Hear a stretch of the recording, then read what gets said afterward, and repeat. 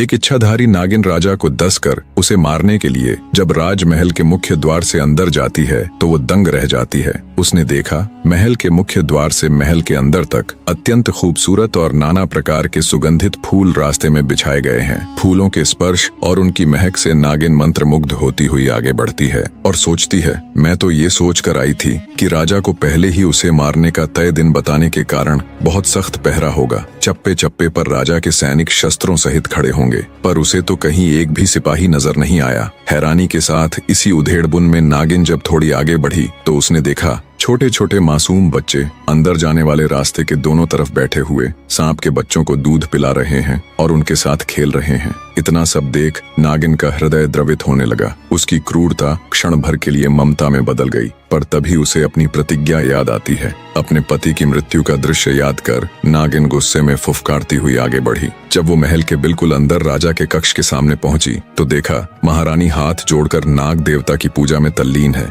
महारानी को जब नागिन के आने का एहसास हुआ तो वो हाथ जोड़कर नागिन के सामने खड़ी हो जाती है और आंखों में अश्रु लिए नागिन से कहती है, आओ नागिन देवी, आपका स्वागत है। उम्मीद है आपको यहाँ तक आने में किसी प्रकार की तकलीफ नहीं हुई होगी। हे नागिन देवी, मैं भली भांति परिचित हूँ कि आप यहाँ किस उद्देश्य से आई हैं। मेरे पति से अनजाने में ही सही, पर हुआ तो बहुत बड़ा अपराध है, इसलिए मैं आपको उन्हें डसने से बिल्कुल भी नहीं रोकूंगी। पर मेरी आपसे एक गुजारिश है, आप मेरे पति को डस कर उनके प्राण हरे, उससे पहले आप मुझे भी डस लें। मैं एक पतिव्रता स्त्री हूँ, मैं ये कदापि नहीं देख सकती कि मेरे जीते जी मेरे पति को कुछ भी हो जाए। इतनी कहानी कह दैत्य दंभिकासुर राजा विक्रमादित्य से पूछते हैं, बताओ विक्रमादित्य, क्या वो नागिन राजा को डसकर अपने मरे हुए पति की खाई हुई कसम पूरी कर अपनी प्रतिज्ञा निभाएगी या नहीं। दोस्तों, कहानी में आगे बढ़ने से पहले और राजा विक्रमादित्य का जवाब सुनने से पहले ये सवाल आप सबके लिए भी है। दैत्य दंभिकासुर के प्रश्न का जवाब देते हुए राजा विक्रमादित्य बोले,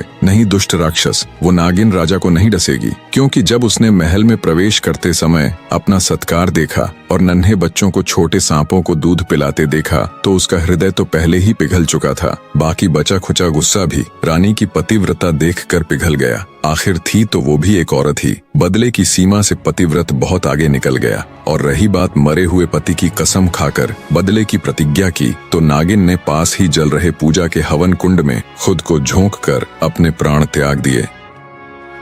अब ना वो जिंदा रहेगी और ना उसे अपनी प्रतिज्ञा पूरी करनी पड़ेगी। विक्रमादित्य का जवाब सुन दैत्य दंभिकासुर निराश होते हुए बोला, तुमने ठीक कहा, तुम वाकई में बहुत बुद्धिमान हो राजा विक्रमादित्य, पर अभी भी मेरे 4 सवाल बाकी हैं। एक उम्मीद के साथ कि राजा विक्रमादित्य कहीं तो उसके सवालों में उलझेंगे, अपनी अगली गुत्थी कहना आरंभ करता है। सुनो राजा,